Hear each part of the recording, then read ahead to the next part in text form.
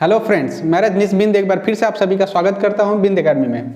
Friends, आज हम polity पढ़ने वाले हैं। पॉलिटी की सेकंड क्लास है और उसमें हम जो देखेंगे उपराष्ट्रपति, ठीक है, यानी कि वाइस प्रेसिडेंट के बारे में देखने वाले हैं।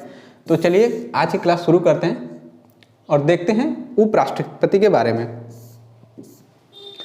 हमने जो है पहली क्लास कर ली है पॉलिटी की, जिसमें प्रेसिडेंट के टॉपिक था वो कवर कर लिया था और अभी उपराष्ट्रपति पढ़ रहे हैं, ठीक है, यानी कि वाइस प्रेसिडेंट। क्लियर?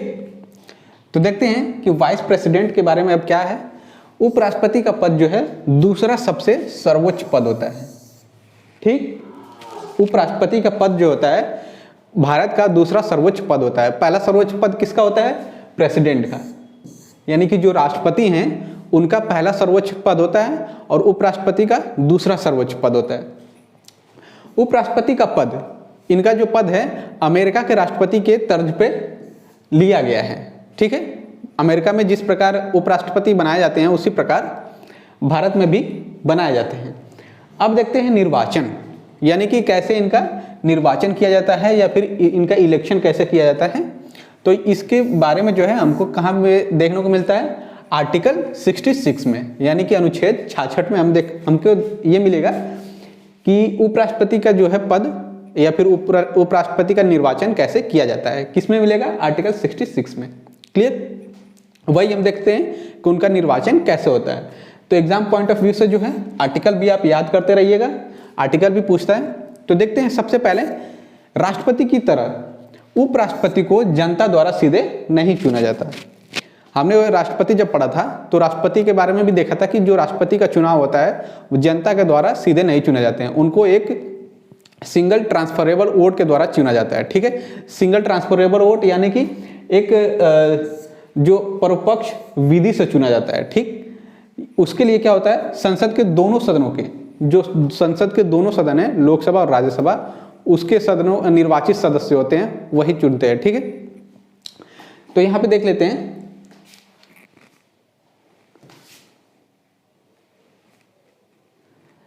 कौन कौन से शामिल होते हैं, कौन कौन लोग शामिल होते हैं इसमें। संसद के निर्वाचित, संसद यानी कि संसद दोनों सदन से होता है, लोकसभा और राज्यसभा।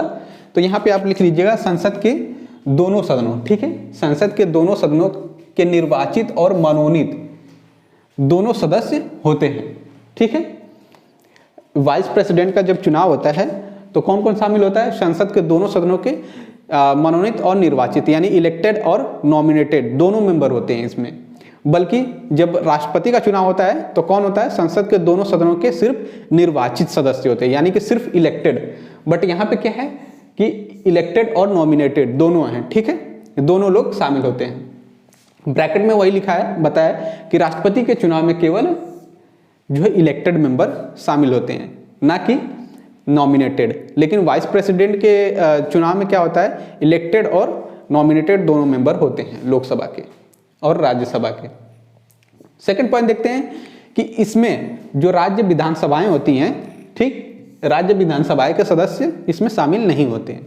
क्लियर? जबकि जब राष्ट्रपति का चुनाव होता है तो इसमें राज्य विधानसभा के जो इलेक्टेड मेंबर होते हैं वह शामिल किए जाते हैं, ठीक है।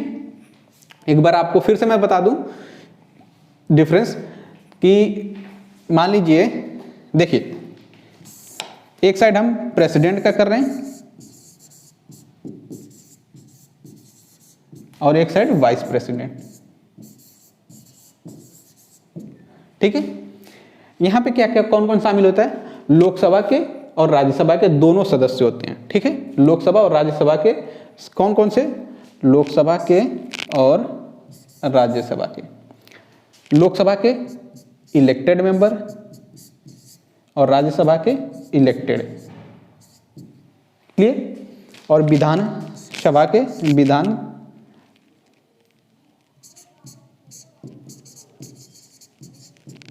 इलेक्टेड। यानी कि सिर्फ ये याद रखिए कि प्रेसिडेंट का जब चुनाव होता है, राष्ट्रपति का चुनाव, तो सिर्फ इलेक्टेड मेंबर होते हैं, इलेक्टेड मेंबर यानी कि जो निर्वाचित सदस्य होते हैं, सिर्फ निर्वाचित सदस्य। लोकसभा और राज्यसभा के दोनों के सदस्य होते हैं और साथ ही साथ जो विधानसभा होती है, ठीक है, विधानसभा यानी कि लेजिस्लेटिव असेंबली जो होती है उसके निर्वाचित सदस्य होते हैं। और वाइस प्रेसिडेंट में लोकसभा और राज्यसभा के जो इलेक्टेड और नॉमिनेटेड दोनों मेंबर होते हैं, इलेक्टेड और नॉमिनेटेड, इलेक्टेड और नॉमिनेटेड यानी कि निर्वाचित और मनोनीत, ये दोनों सदस्य शामिल होते हैं। लेकिन इसमें जो विधानसभा होता है या फिर विधान परिषद, इसके मेंबर नहीं होते हैं, बल्कि इसमें विधानसभा के मेंबर, इलेक्टेड मेंबर शामिल होते हैं। क्लियर। अब उसी प्रकार आगे बढ़ते हैं। उपराष्ट्रपति के कार्य जो है सामान्य होते हैं। उपराष्ट्रपति के कार्य जो हैं वह सामान्य होते हैं। उनका मुख्य काम क्या होता है कि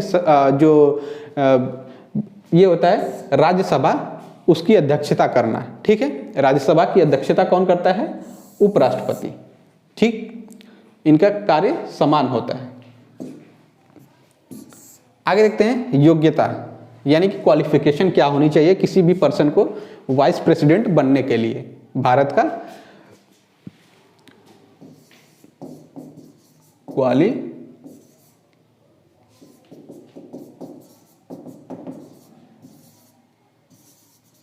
क्वालिफिकेशन। अब देखते हैं इसमें क्वालिफिकेशन क्या क्या होनी चाहिए किसी भी पर्सन को, किसी भी व्यक्ति को वाइस प्रेसिडेंट बनने के लिए। तो उसको सबसे पहले भारत का नागरिक होना अनिवार्य है कि वह भारत का नागरिक हो, तभी वह राष्ट्रपति के पद के लिए उम्मीदवार हो सकता है। और उसकी एज होनी चाहिए 33 वर्ष, 33 वर्ष होनी चाहिए या फिर उससे अधिक। 33 वर्ष से नीचे की एज वाला कोई भी व्यक्ति जो है उपराष्ट्रपति के पद नहीं संभाल सकता। वह राज्यसभा का जो है सदस्य बनने के लिए योग्य हो, ठीक है। वाइस प्रेसिडेंट जो है उनको क्या होना चाहिए कि राज्यसभा जो है उसका सदस्य बनने के लिए योग्य, क्वालिफाइड होना चाहिए। वहीं पे हम इसमें देख लेते हैं, एक साइड प्रेसिडेंट का भी देख लेते हैं। यहाँ पे तो हम देख रहे हैं क्वालिफिकेशन जो है कि ये वाइस प्रेसिडेंट का है, यानी कि उपराष्ट्रपति का। और एक साइड हम राष्ट्रपति का भी देख लेते हैं, यानी कि प्रेसिडेंट। तो पहला पॉइंट इनका भी वही सेम है, ठीक है। वह उनको भी भारत का नागरिक होना अनिवार्य है। दूसरा पॉइंट क्या है इसमें? 33 वर्ष। वाइस प्रेसिडेंट के लिए 33 वर्ष है और प्रेसिडेंट के लिए 35 वर्ष। क्लियर? 35 वर्ष। वाइस प्रेसिडेंट के लिए क्या है अनिवार्य? वह राज्यसभा का सदस्य बनने लायक योग्य हो, और प्रेसिडेंट के लिए लोकसभा, ठीक है, लोकसभा का सदस्य बनने के लिए योग्य होना अनिवार्य है। क्लियर? फोर्थ पॉइंट, ये जो फोर्थ पॉइंट है ये भी सेम है प्रेसिडेंट और वाइस प्रेसिडेंट का, लेकिन सिर्फ इसमें एक चेंजेस है। वह केंद्र सरकार अथवा राज्य अथवा किसी स्थानीय प्राधिकरण या फिर कोई अन्य निजी सार्वजनिक प्राधिकरण के अंतर्गत कोई भी किसी भी लाभ के पद पर नहीं होने चाहिए। हमने प्रेसिडेंट में भी बताया था कि जो व्यक्ति प्रेसिडेंट बनना चाहता है या फिर वाइस प्रेसिडेंट बनना चाहता है तो उसको किसी और कोई और काम नहीं कर सकता, ठीक है, किसी अन्य लाभ के पद पर नहीं रह सकता। अगर वह है तो उसको पद छोड़ना पड़ेगा, फिर वह राष्ट्रपति या फिर उपराष्ट्रपति बन सकता है। साथ ही साथ उपराष्ट्रपति के चुनाव के लिए नामांकन के लिए उम्मीदवार के कम से कम 20 प्रस्तावक और 20 अनुमोदक होने चाहिए। 20 प्रस्तावक होने चाहिए और 20 अनुमोदक। और राष्ट्रपति का जब यही होगा तो क्या होगा? 50 प्रस्तावक और 50 अनुमोदक, ठीक है। वाइस प्रेसिडेंट में क्या है? 20 अनुमोदक और 20 प्रस्तावक। और राष्ट्रपति में क्या होगा? 50 प्रस्तावक और 50 अनुमोदक। क्लियर? उपराष्ट्रपति संसद के किसी भी सदन अथवा राज्य विधायिका के किसी भी सदन का सदस्य नहीं होते हैं। क्लियर? ये जो है संसद के किसी भी लोकसभा या राज्यसभा के सदस्य नहीं होते हैं, या फिर विधान परिषद या विधानसभा इसके भी सदस्य नहीं माने जाते। लेकिन उनको ये अनिवार्य है कि राज्यसभा का सदस्य बनने के लिए योग्य होना अनिवार्य है। अब राज्यसभा का सदस्य बनने के लिए कौन कौन सी योग्यताएं होनी चाहिए वो हम जब राज्यसभा पढ़ेंगे उसमें देख लेंगे। क्लियर? आगे बढ़ते हैं। शपथ। तो शपथ कौन सा आता है? 69 में जो उनका शपथ होता है वह कौन से आर्टिकल में आता है? अनुच्छेद 69 में। उपराष्ट्रपति को उसके पद की शपथ जो है राष्ट्रपति अथवा उसके द्वारा नियुक्त किसी व्यक्ति के द्वारा दिलाई जाती है। क्लियर? देखिए, कोई व्यक्ति जो है उपराष्ट्रपति का पद जीत जाता है, तो उसको जब उपराष्ट्रपति बनना होता है तो वो शपथ लेते हैं। तो शपथ किसके सामने लेते हैं? राष्ट्रपति के साथ लेते हैं, राष्ट्रपति के सामने लेते हैं, या फिर अगर राष्ट्रपति उस टाइम नहीं मौजूद रहेंगे तो उन राष्ट्रपति के द्वारा नियुक्त व्यक्ति, राष्ट्रपति ने जिस व्यक्ति को नियुक्त कह रहेगा उसके सामने वह शपथ दिलाई जाएगी। ठीक है? और राष्ट्रपति किसके सामने लेते हैं? जो भारत के न्यायाधीश हैं। ठीक है? भारत के न्यायाधीश के सामने राष्ट्रपति शपथ लेते हैं, और उपराष्ट्रपति जो है राष्ट्रपति के सामने शपथ लेते हैं। अगला हमारा पॉइंट आता है पदावधि, यानी कि टेन्योर या फिर टाइम पीरियड। ठीक है? तो इनका टेन्योर कितना है? टेन्योर कौन से आर्टिकल में? 67। ठीक है? यानी कि अनुच्छेद 67 में इनका टेन्योर या फिर टाइम पीरियड या पदावधि के बारे में बताया गया है। तो चलिए देख लेते हैं कि इनकी जो उपराष्ट्रपति की पदावधि है कितने समय के लिए होती है और कब कब खाली हो जाती है, या फिर कब ये पद अपना छोड़ सकते हैं। तो उपराष्ट्रपति का पद जो है उनके पद धारण करने से 5 वर्ष तक होती है। ठीक है? यानी कि जो वाइस प्रेसिडेंट हैं ये 5 वर्षों के लिए अपने पद पर बने रह सकते हैं। क्लियर? उसी तरह राष्ट्रपति भी जो है, प्रेसिडेंट भी 5 वर्षों के लिए अपने पद पर बने रहते हैं। हालांकि वह अपनी पदावधि में, जब तक उनका टाइम चल रहा है, टेन्योर चल रहा है, उस पदावधि में किसी भी समय अपना त्यागपत्र जो है राष्ट्रपति को दे सकते हैं। क्लियर? यानी कि ये एकदम फ्री हैं उपराष्ट्रपति कि अपना त्यागपत्र किसी भी टाइम अपना त्यागपत्र दे सकते हैं, लेकिन किसको देंगे? राष्ट्रपति को। ठीक है? राष्ट्रपति को अपना त्यागपत्र दे सकते हैं। और राष्ट्रपति किसको देगा? राष्ट्रपति जो अपना त्यागपत्र देते हैं वह वाइस प्रेसिडेंट यानी कि उप राष्ट्रपति को देते हैं। आगे बढ़ते हैं, आगे देखते हैं। उसे अपने पद से पदावधि पूर्ण होने से पहले भी हटाया जा सकता है। इसी तरह हमने राष्ट्रपति के बारे में भी देखा था कि उनको जो है उनके पदावधि पूर्ण होने से पहले भी हटाया जा सकता है। इसके लिए औपचारिक महाभियोग की आवश्यकता नहीं होगी। ठीक है? इसमें महाभियोग की प्रक्रिया या फिर आवश्यकता नहीं होगी, लेकिन जब राष्ट्रपति को हम हटाते हैं तो उसमें औपचारिक महाभियोग की प्रक्रिया आवश्यक होती है। लेकिन वाइस प्रेसिडेंट के लिए औपचारिक महाभियोग की प्रक्रिया नहीं है। उसे सिर्फ राज्यसभा में संकल्प पारित करके पूर्ण बहुमत, ठीक है, पूर्ण बहुमत द्वारा हटाया जा सकता है। यानी कि सदन के कुल सदस्य, अर्थात सदन के कुल सदस्य जो होते हैं उनकी बहुमत के द्वारा उनको हटाया जा सकता है। लेकिन इसके लिए लोकसभा की सहमति जरूरी है। लोकसभा की सहमति जरूरी है।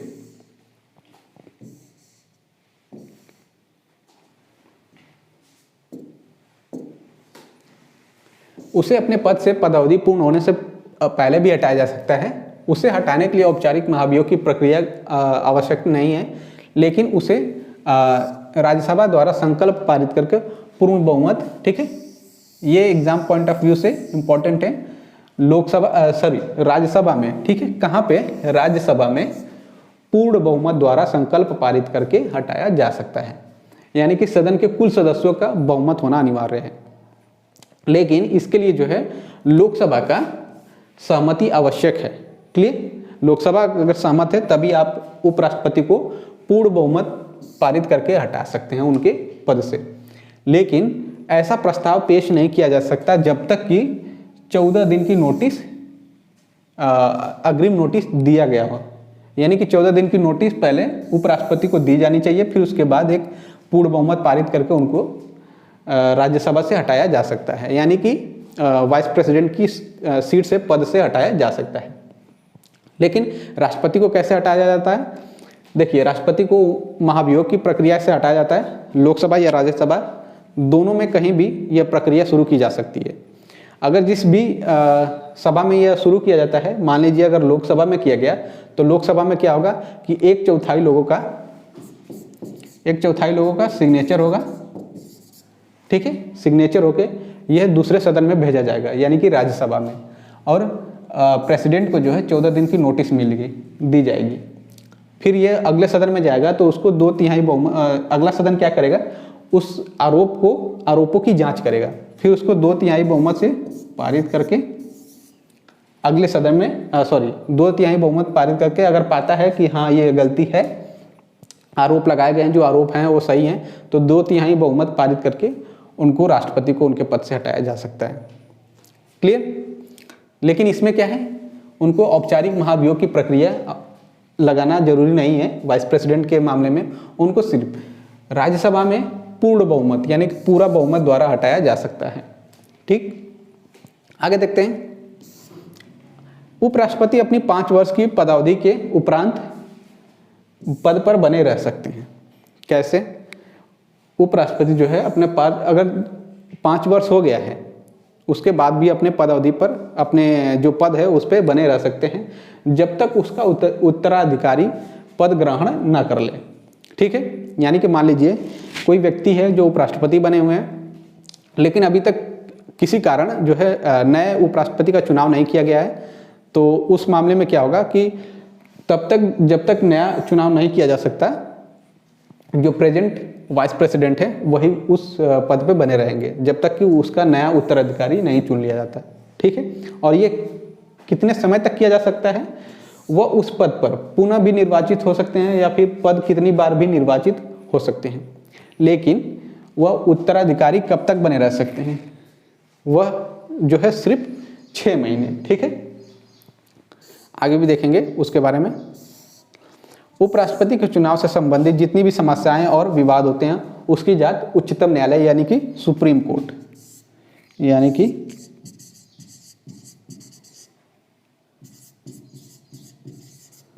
सुप्रीम कोर्ट के द्वारा किया जाता है, और उसका जो निर्णय होता है या डिसीजन जो होता है वह फाइनल एंड लास्ट होता है। क्लियर? आगे चलते हैं। और पद रिक्तता, अगला पॉइंट है पद रिक्तता, इसके बारे में देखते हैं।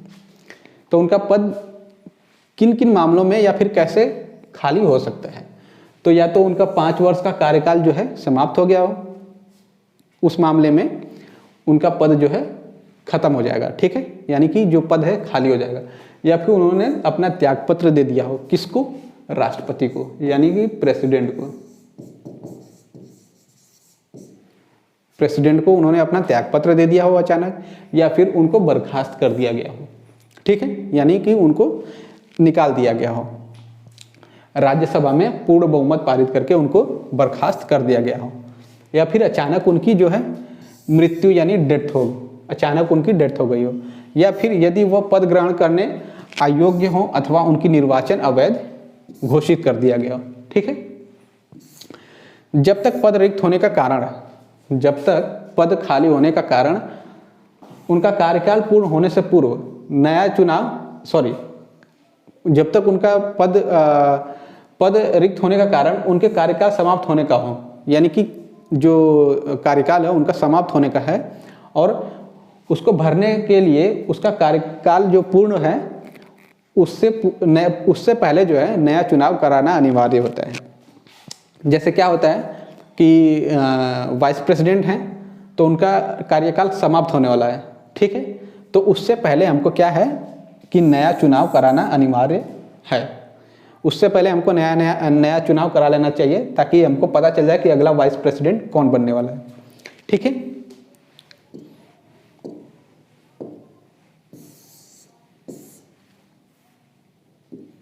यदि उसका पद उसकी मृत्यु, त्यागपत्र, निष्कासन अथवा अन्य किसी कारण से होता है तो उस मामले में जो उस स्थिति में अति शीघ्र चुनाव कराने चाहिए। ठीक है, अति शीघ्र चुनाव करा लेना चाहिए। अब देखते हैं शक्तियां और कार्य। उपराष्ट्रपति राज्यसभा के पदेन सभापति के रूप में कार्य करते हैं। जैसा कि हमने पढ़ा कि उनका कार्य जो है, उपराष्ट्रपति का कार्य जो है सामान्य है। मेन काम क्या है कि राज्यसभा का सभापति अध्यक्षता करना, ठीक है, यानी कि अध्यक्षता करना। तो सभापति होते हैं राज्यसभा के, उसकी शक्तियां व कार्य लोकसभा अध्यक्ष के समान होती हैं, यानी कि भली भांति उसी प्रकार होती हैं। जब राष्ट्रपति का पद उनके त्यागपत्र, निष्कासन अथवा मृत्यु अथवा किसी कारण से रिक्त हो जाता है, खाली हो जाता है, तो वह कार्यवाहक राष्ट्रपति के रूप में भी कार्य कर सकता है, ठीक है। ये हमने प्रेसिडेंट जब पढ़ा था उस टॉपिक में भी पढ़ा था कि जब अचानक जब अचानक प्रेसिडेंट की मृत्यु हो जाती है या फिर अचानक वह त्यागपत्र देते हैं या फिर किसी अन्य कारण से, तो उस अवस्था में क्या होता है कि कार्यवाहक राष्ट्रपति के रूप में जो है वाइस प्रेसिडेंट अपना कार्य करते हैं, ठीक है। फिर उसके बाद देखते हैं वह कार्यवाहक राष्ट्रपति के रूप में कब तक, सिर्फ 6 महीने की अवधि तक कार्य कर सकते हैं। यानी कि अगर मान लीजिए प्रेसिडेंट की सीट खाली है तो वाइस प्रेसिडेंट को अगर कार्यवाहक प्रेसिडेंट बनाना है, कार्यवाहक राष्ट्रपति बनाना है, तो वह सिर्फ 6 महीने के लिए जो है कार्यवाहक राष्ट्रपति बने रह सकते हैं। इस 6 अवधि के पहले हमें नया चुनाव करा लेना चाहिए, ठीक है। तो ये एग्जाम पॉइंट ऑफ व्यू से इम्पोर्टेंट है। यह भी कई बार क्वेश्चन आ चुका है एग्जाम में कि कितने अवधि तक वह जो है कार्यवाहक राष्ट्रपति बने रह सकते हैं। क्लियर। अगला पॉइंट है कार्यवाहक राष्ट्रपति के रूप में कार्य करने के दौरान उपराष्ट्रपति राज्यसभा का जो सभापति होते हैं उसके रूप में कार्य नहीं करते हैं। क्लियर। हमने देखा था कि वाइस प्रेसिडेंट जो है वह एक सभापति हैं, किसके, राज्यसभा के, ठीक है, राज्यसभा की अध्यक्षता करते हैं, उसके अलावा और कोई काम नहीं होता है। लेकिन जब वह कार्यवाहक राष्ट्रपति के रूप में काम करते हैं तो राज्यसभा का जो सभापति के रूप में उनका वो होता है छोड़ देते हैं, ठीक है। इस अवधि में उनके कार्यों का निर्वहन उपसभापति द्वारा किया जाता है, यानी कि राज्यसभा में एक उपसभापति भी होते हैं, उनके द्वारा ये सब काम किया जाता है। तो बस दोस्तों आज की क्लास के लिए इतना ही। उम्मीद करता हूँ कि यह क्लास आपको पसंद आई हो। तो अगर ये क्लास आपको पसंद आई हो तो प्लीज़ इस वीडियो को लाइक करिए, जितना हो सके शेयर करिए, और कोई भी डाउट हो और सुझाव हो तो प्लीज़ कमेंट बॉक्स में कमेंट करिए। और अगर चैनल पर नए हैं प्लीज़ तो चैनल को सब्सक्राइब करिए और अपना प्यार और सपोर्ट ऐसे ही देते रहिए। धन्यवाद।